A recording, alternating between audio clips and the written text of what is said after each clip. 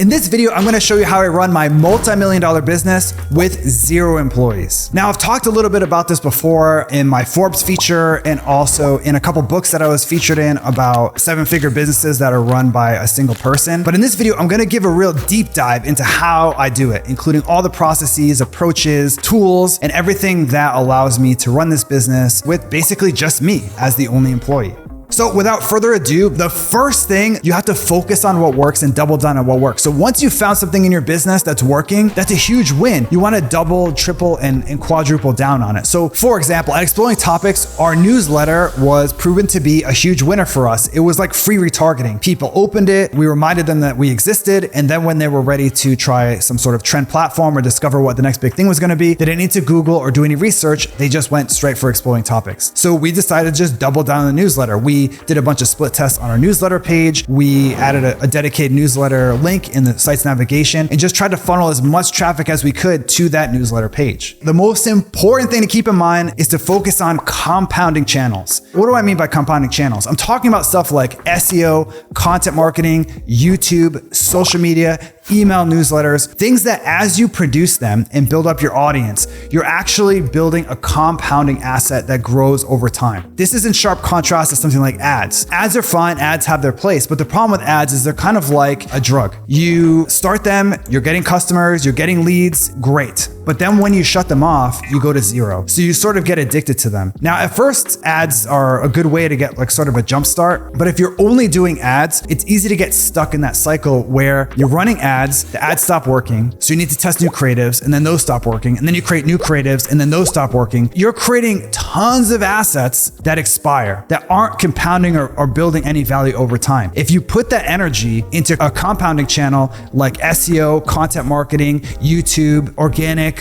social media, you're compounding over time. Every time you publish a new piece of content, your audience is seeing it, they're amplifying it, bringing in new people, and the next time you publish, those new people are now your audience, they're sharing and spreading the word, and you're growing over time. It's the same thing with something like SEO. You publish a post, you get some traffic to the post, and it gets some links, which helps your other posts rank, and then those get links, and then you have this compounding effect over time. In fact, that was one of the most important things that I did with my last company, Backlinko, was I focused 100% on organic. It took a while to get going. That's the downside of this compounding approach, is that when something compounds, it just takes time to sort of take off. So for me, it took a year before I really saw significant traction with the site. I got some traction early on, but it really took a year for it to sort of hit that inflection point. So you got to be patient. It does take a long time, but the good thing is after a year or so or whatever, you're getting this compounding value. And then when you look back 2-3 years later into your business, you're going to be like, man, I'm so glad I started then. And in fact, if you talk to anyone that went from paid ads to our organic channels, they always say the same thing. I wish I started earlier. And especially when it comes to building an email list, which is one of the best and most important compounding channels you can have, because when you send out a valuable email to your list, some of those people will share it with others and then they get added to your list. And then the next time you send something valuable,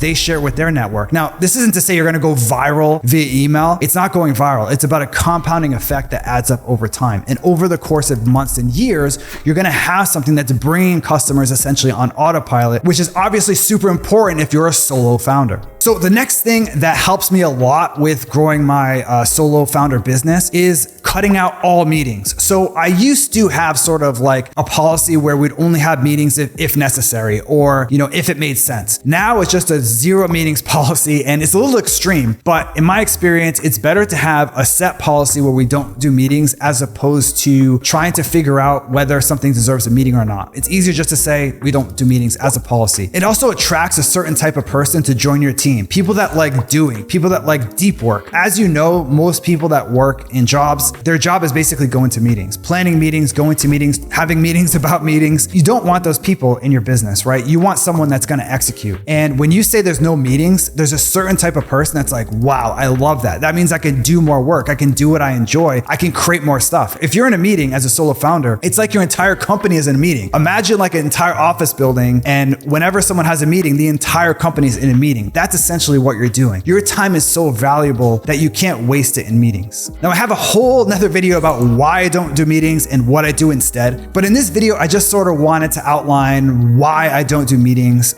why they can be a huge time suck, especially for a solo founder. So instead, basically, we just use async tools like Notion, email. We actually email each other to discuss topics. And usually we can get things done and make decisions just using those tools. No meeting is ever really required. Another thing to keep in mind as you sort of plan out your solo business. So if you're a solo founder and you want to get to $1 million, $2 million, $3 million, $4 million and more, the key is really to sell passive value products. So these are products that someone can get value from without you needing to do anything or without you needing to manage someone that does something. I'm talking about things like online courses, software, as opposed to things like consulting or an agency. Now, there's nothing wrong with consulting as a business model or an agency business model. What you're going to find is if you want to go to those channels where you're actively providing value for someone, you need a huge staff. If you're doing consulting, you're the one providing that value. And with a limited number of hours in a day, it's hard to scale that basically, as opposed to you create a course once and you sell it forever, or you create SaaS, you sell it and it provides value passively. That's really the secret. And I don't actually know anyone that has like a huge agency as a solo founder that's doing well, because it just requires a lot of people. Because with an agency, you're essentially selling labor, right? A little bit of expertise, but also people to do the work. And it's possible to build like some massive freelance operation with Upwork and stuff, but it's going to be really difficult to scale that up as a legitimate agency just using freelancers. You will need full-time staffers. As opposed to SaaS or even e-commerce can be passive value. Like people sign up, they're getting a product in the mail. That's passive value too. So how you monetize is really important. And it's important that you go into channels and products that can provide passive value, that are giving people something of value without you needing to actually pull a lever or turn a knob. So besides the fact that it's hard to scale as a business, also takes time away from you being able to work on your business. It's like that old expression, are you working in your business or on your business? If you're constantly doing consulting calls, doing sales calls, trying to close clients for your agency, it's going to be really difficult for you to build a business and do things that will scale up and help the business grow. It's one of the main reasons that a lot of SEO marketing agencies have websites that don't rank for anything or don't get a lot of traffic. It's not because they don't know what they're doing. It's usually because they're spending so much time running the business, they don't have time to actually work on their own business. But if you provide passive value with software or courses, yes, it takes a lot of hard work to create that stuff, but you'll still have time on the margins to work on your business and grow that as well. So for example, with my last company, Backlinko, we just sold online courses. I would create a course. It took a ton of work, basically line by line, create a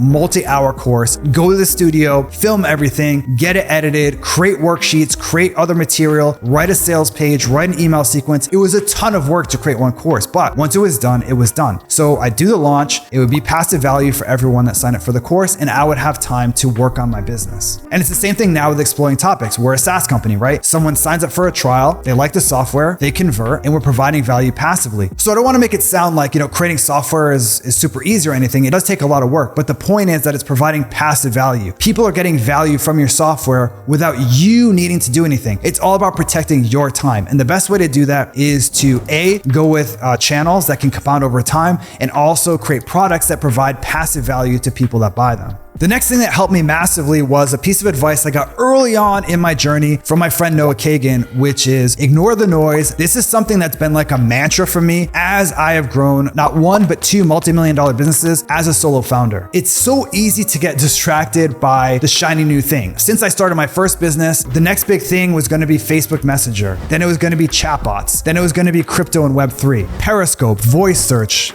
Clubhouse. The list goes on and on. There's always going to be something coming along that's going to be the next big thing. In some cases it is, but most of the time it's not, and it's just a distraction from what you're doing. In fact, I remember when I was really focused on building my email list, a lot of my friends were pivoting to Facebook Messenger. They were building their Facebook Messenger list, and that ended up just fizzling out because I was focused on building my email list and I ignored the shiny object and just focused on what was working for me already. I was able to build that list to 200,000 subscribers as opposed to building this like Facebook Messenger list, which would be basically worthless now. Now, if you're a big organization with hundreds of employees, you might be able to take someone and say, hey, look into this new thing that seems to be taking off. But if you're a solo founder, you can't be spending resources on something that might flame out in a couple months. Let's just think of Clubhouse. This app was going to be the next big thing. It was a unicorn, and now it's essentially dead. Imagine all the people that spent time trying to build their Clubhouse audience when they could have been building their email list or another channel that compounds that's actually going to last and has proven to last over time. So the last piece of advice that really helped me and ended up being important was don't create systems, hire experts. So a few years ago, I got really into documentation and systems. There are all these platforms out there that were gonna help you create documentation and share it with your team. So I was like, we're gonna document everything, every process. That way I can just hire a VA and they'll just do all that stuff. As it turned out, this was a complete disaster and a huge waste of time. Creating documentation is really hard and really time consuming. Now, assuming it was a one-off, like you could just create a bunch of documentation, it would live forever and people get up to speed really quickly, that would be one thing. But that's not the case because things are always changing. Tools are always changing. Processes are always changing. Your approach might change. Something that worked doesn't work anymore. And you have to basically have some sort of like documentation czar that's in charge of making sure all this documentation is up to date. It's a huge pain. I remember when I created all this documentation for our email service provider, like a week after I created all the documentation about how to draft a newsletter, how to do testing, how to schedule it, the whole interface completely changed. And my documentation was totally worthless at that point. And I realized I don't really have time as a solo founder to keep up with all this documentation. But what could I do instead, right? Well, I realized there are people that know how to do this stuff better than I do, experts. And if you hire them, they actually can just do it without any documentation. You just tell them what you want accomplished and they'll take it from there. The downside, of course, is that hiring these experts is usually more expensive than hiring someone that doesn't know anything and you have to give them all sorts of documentation. But again, as a solo founder, your time is the most important asset that you have. And if you're constantly hand-holding people and telling them, okay, to do this, you need to click this, then click that, then click this, you're in for a world of hurt. So for me, my new business, my SaaS company, which is multi-million-dollar company with 0 employees, we have no systems whatsoever. We just hire experts that know what they're doing. So to quickly recap, the most important things if you want to run a fast growing solo founder business is to focus on compounding channels. Yes, the downside, it takes a lot longer to get going with a compounding channel than Facebook ads, right? It takes way longer. But as you go through the process, and if you're building that over time, in a year, 2 years, 3 years, you look back, you're going to be so glad that you focused on compounding channels instead of chasing your tail with ads. The other important thing to keep in mind is you want to focus on passive value products. These are products that someone can get value out of without you needing to do anything. Yes, you have to create them. And yes, the product should be amazing and world-class. But once you create them once, they should be pretty much one and done from that point. Another important thing to keep in mind is to ignore shiny objects. Next week, next month, there's going to be some new next big thing that you need to pay attention to, whether it's a marketing channel or a product or a new technology or a new platform that you need to be on. I'm not saying totally ignore those things, but you pretty much want to ignore them if you found something that works. If you have something in your business that's working, double, triple down, quadruple down on that thing. That's going to get you better results usually than chasing the next new shiny object, which will probably be forgotten in 6 months. Last up, don't create systems, hire experts. This is a really important thing that I had to learn the hard way. Creating systems in theory sounds great. Documentation in theory sounds great, but it's a huge pain to maintain. It's much better to hire someone that knows what they're doing from day one or can just figure it out. They don't need to have their hand held through every step of the process. When they run into a roadblock, they can just Google it and figure it out, or contact support if it's a tool on their own. You want people that have that figure it out gene as opposed to constantly emailing you or messaging you on Slack. I have a problem. What do I do? You're going to waste a lot of time as a solo founder trying to hold their hand every time someone runs into an issue. So yeah, I hope you found this video valuable. If so, let me know in the comments below and let me know if there's anything else you'd like me to sort of do a video on in the future that's more of a deep dive on anything that I share. And I'll see you in the next video.